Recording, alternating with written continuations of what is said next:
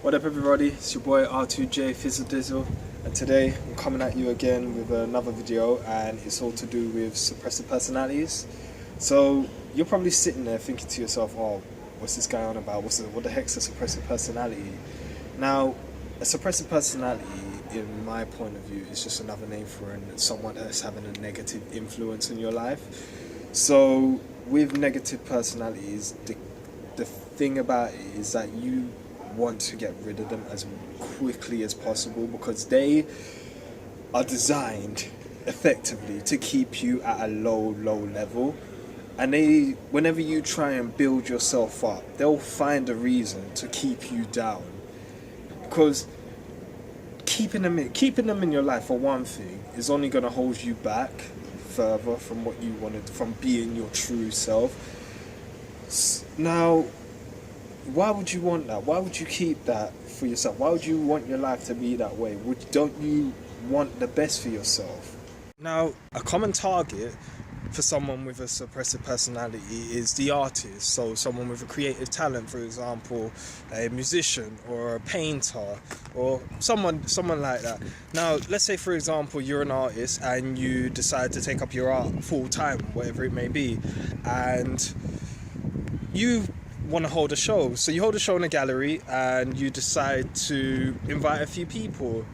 Now, imagine there's a manager now who has a suppressive personality. Now, you ask him for an opinion on, what people really thought of the show, what did they think of the art. Now, the manager may come up with something like, oh, well, you're good.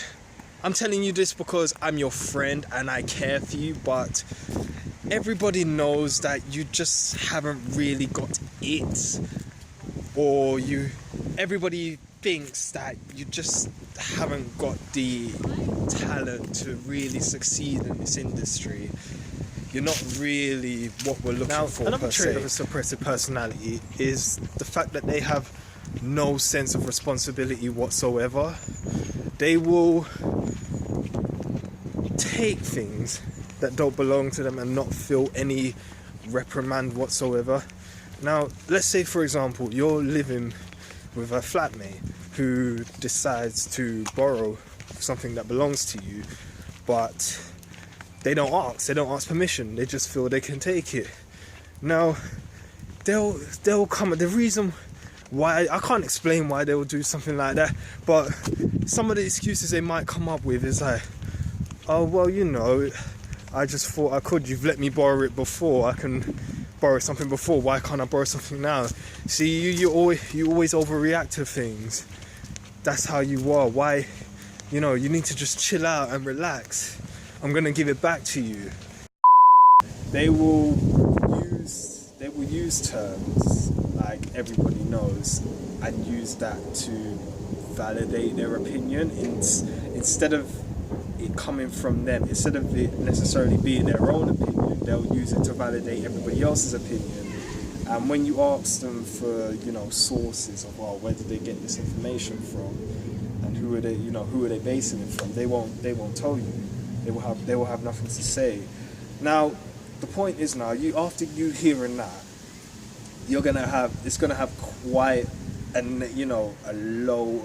big effect on you. It's gonna affect you psychologically, and you're gonna feel really demotivated from it. You're gonna feel like, oh, maybe they're right, maybe this is what everybody really thinks, and maybe I'm not good enough, and you're really gonna start to doubt yourself, when that's not necessarily the case.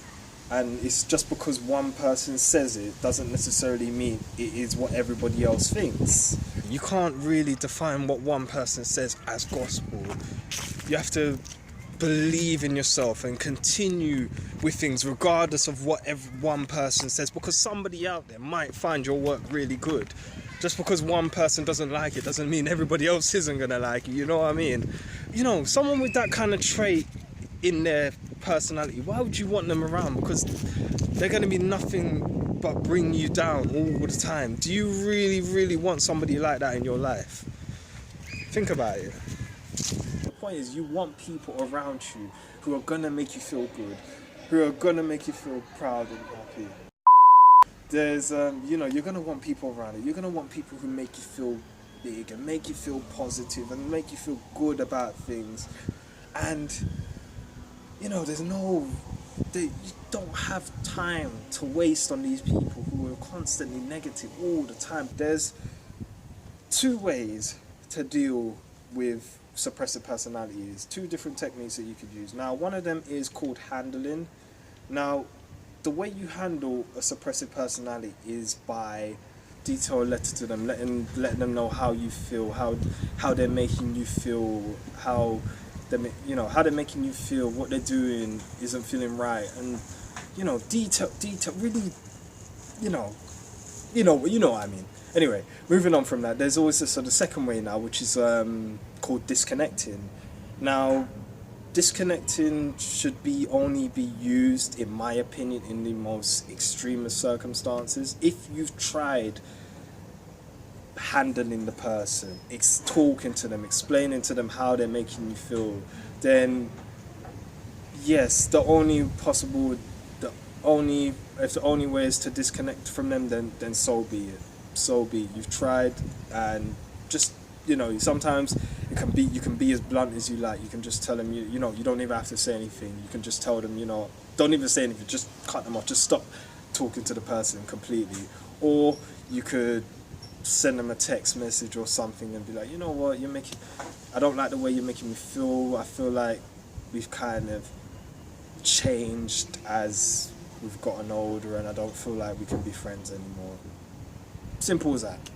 Now, I think the main point I want to get across to everybody is the fact that it's all about positivity. You need to have positivity in your life. The more positivity you have, the better you're going to feel about yourself and about everything else around you. Because one thing that you will notice, when you stop communicating with a suppressive personality per se, you're going to feel a lot better. You're going to feel like a sense of relief about you, like a weight has been lifted off your shoulders, like something's different. You're going to feel different, and then people are going to notice that you look different as well. Because your energy has changed. You're not around the same people that you used to. You're growing, you're maturing, you're bettering yourself.